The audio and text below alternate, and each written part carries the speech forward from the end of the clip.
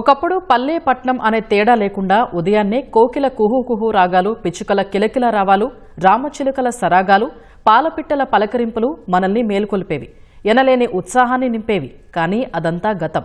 నగరీకరణ దెబ్బకు చెట్లు, వాటిపై ఆవాసాలు నిర్మించుకునే పక్షి జాతులు కనిపించకుండా పోతున్నాయి. ఈ భూమి మీద మనిషిలాగే స్వేచ్ఛగా జీవించే హక్కు పావురాలు, కాకులు, గోరింకలు, పిచ్చుకలు లాంటి పక్షులకు ఉందని పల్నాడు జిల్లా వంకాయలపాడులోని పక్షి ఘర్ చాటి చెబుతోంది. వేలాది పక్షుల మనుగడకు కేంద్రంగా నిలుస్తున్న ఈ ప్రత్యేక ఆవాసానికి సంబంధించి మరింత సమాచారం మా ప్రతినిధి వీరాంజనేయులు అందిస్తారు.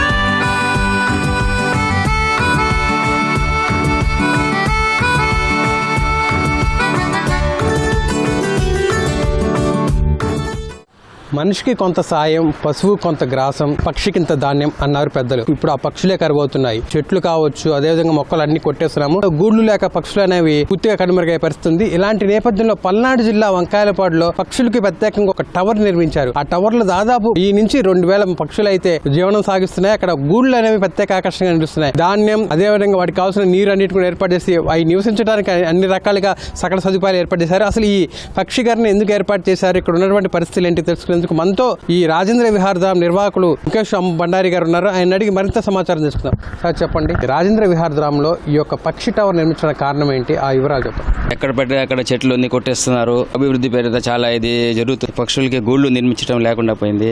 ఆ కాన్సెప్ట్ తో మెయిన్ గా జైన్ మతం సిద్ధాంతంలో జీవదయ అనేది చాలా ముఖ్యమైనదండి. జీవదయ అంటే ప్రతి జీవాలకి మనం వాటి నుండి దయ ఉంచటం, వాటికి కావాల్సింది సమకూర్చడం, పరస్పరంగా అన్ని జీవులు ఒకరికొకరు సహాయం చేసుకోవాలండి. ఇప్పుడు మనుషులు కానివ్వండి, జంతువులు కానివ్వండి, ఇట్లా ఈ పిచ్చుకలు ఇవన్నీ కానివ్వండి, ఇవన్నీ మనకి ఎక్కడో ఒక రూపంలో సహాయపడతాయండి. మనం వాటికి కూడా మనం సహాయం చేస్తే మనకు కూడా మంచి జరుగుతుంది, అన్ని రకాలుగా బాగుంటుంది అని చెప్పేసి ఎక్కడ ఈ గూళ్ళు ఇవి లేకుండా పోయినాయండి. దానికోసం మేము ఇక్కడ ఇది నిర్మాణం చేయడం జరిగింది. 100 నుంచి 2000 పక్షులు దీంట్లో నివాసం ఉంటాయండి. దీంట్లో గుడ్లు పెడతాయి. ఇక్కడే అవి పెద్ద అవుతాయి. వాటి కోసం మేము ఇక్కడ వాటర్ ఫెసిలిటీ గానీ, లేకపోతే వాటికి ఫుడ్ ఫెసిలిటీ గానీ, ధాన్యం గానీ ఇక్కడ చేస్తూ ఉంటామండి. పక్షులు నిరంతరం ఉంటానే ఉంటాయా, లేకపోతే సీజనల్ గా వస్తుంటాయా, ఆ వివరాలు? ఈ టవర్ మేము నిర్మించి దాదాపుగా ఒక 2.5 years అయిందండి. నిరంతరంగా పక్షులు ఇక్కడ వస్తూ ఉంటాయండి. వాటికి బ్రీడింగ్ టైంలో వస్తాయి, పిజియన్స్ వస్తాయి, అట్లా పిచ్చుకలు, ప్యారెట్స్, అవన్నీ చాలా రకాల పక్షులు వస్తూ ఉంటాయండి. ప్రస్తుతం పిజియన్స్ ఎక్కువ కనబడతాయి. ఒక 2000 పక్షులు ఎప్పుడు నిరంతరంగా ఉంటాయండి. దీంట్లో మీరు ఏర్పాటు చేశారు, ధాన్యం ఏర్పాటు చేశారు, వీటన్నిటికీ చూసుకోవడానికి మనుషులు కూడా పెట్టారు. అంటే ఎలా అనిపిస్తుంది, ఎంత చుట్టం ఎలా అనిపిస్తుంది? ఇది ఎంత పూర్వజనంలో చేసుకున్న సుకృతం అనుకోవటమేనండి. మా ఫ్యామిలీ ద్వారా నిర్మాణం చేశాం ఇది. ఫస్ట్ ఇది మా గురువు గారు వాళ్ళు బస చేయడానికి, రాత్రులు ఇక్కడ ఉండటానికి, వాళ్ళు 3-4 days ఉంటే వాళ్ళకి ఒక ఫుడ్ ఫెసిలిటీ చేయడానికి నిర్మించాము. వాళ్ళు కూడా మాకు ఇట్లా ప్రేరణ ఇచ్చారు, మీరు ఒక ఇట్లా జీవదయ కోసం ఏదైనా చేయండి అని చెప్పేసి అప్పుడు మేము చేసేసి ఇది చేసామండి. మీకు అసలు ఆలోచన ఎలా వచ్చింది, దాని వెనక కారణాలు? గుంటూరులో జైన్ వాళ్ళు ప్రతి చోట చాలా గోశాలలు ఉంటాయండి. కౌండ్రుపాడు దగ్గర కూడా ఇంకో కొత్త గోశాల కూడా నిర్మిస్తున్నామండి.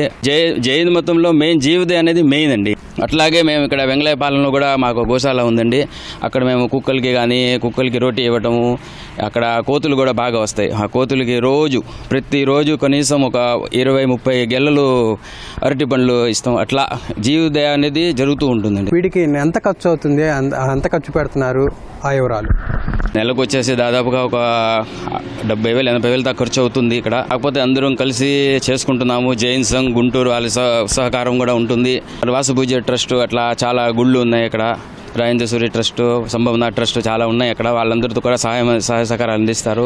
ఈ విహార మందిర్లో సేవలు అందిస్తున్న మన పండితులు గారు కూడా ఇక్కడే ఉన్నారు. ఆయన అడిగి మరింత సమాచారం ఈ పక్షుల గురించి తెలుసుకుందాం. అన్నిటిని చూస్తుంటే అక్కడికలా రావాలి కానీ అవన్నీ చూస్తుంటే ఎలా అనిపిస్తుంది? చాలా ఆనందంగా ఉంటుందండి.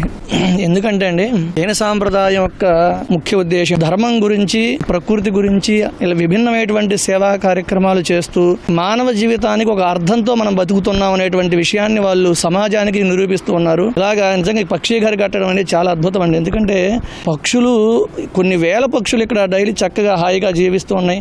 వాటికి దానా కూడా వాళ్ళు ఏర్పాటు చేస్తూ ఉన్నారు. పక్కనే నీటి సౌకర్యం కూడా వాళ్ళు కల్పిస్తూ ఉన్నారు. అట్లాగే చక్కగా మొక్కలన్నీ పెంచుతున్నారు. వచ్చేటువంటి గురువులందరికీ కూడా చక్కటి వాతావరణాన్ని కల్పించారు. ఇలాంటివి భవిష్యత్తులో నాకు తెలిసి వారు ఇంకా ఎక్కువ చేస్తారు, చేయగలిగినటువంటి సమర్థులు వారు. పక్షులు లేకుండా మానవులు లేరు. ఎందుకంటే పక్షులు ఉంటేనే ఈ పంటలు పండుతాయి, లేదా పంటలు దెబ్బతినకుండా ఉంటాయి. పంటలు కాపాడేది పక్షులే. ఆ పక్షులు మనకు ఉన్నప్పుడు మాత్రమే మనకి పాడి పంటలు కావచ్చు, ఇతర అన్నీ కూడా అందుబాటులో ఉంటాయని చెప్పి కూడా అందులో ఆని దృష్టిలో పెట్టుకొని ఈరోజు ఈ పక్షులని గర్ర నిర్మించడం జరిగిందని. ఈ పక్షుల గర్ర వల్ల వాటికి ఎండకి వానకి ఇబ్బంది పడకుండా, అదేవిధంగా వాటి సంతానోత్పత్తికి కూడా అన్ని విధాలా ఈ పక్షి గర్ర అండగా నిలుస్తుందని, వారధిగా నిలుస్తుందని చెప్తున్నారు. కేశవ్తో వీరాంజనేయులు, ఈటీవీ న్యూస్, పల్నాడు జిల్లా.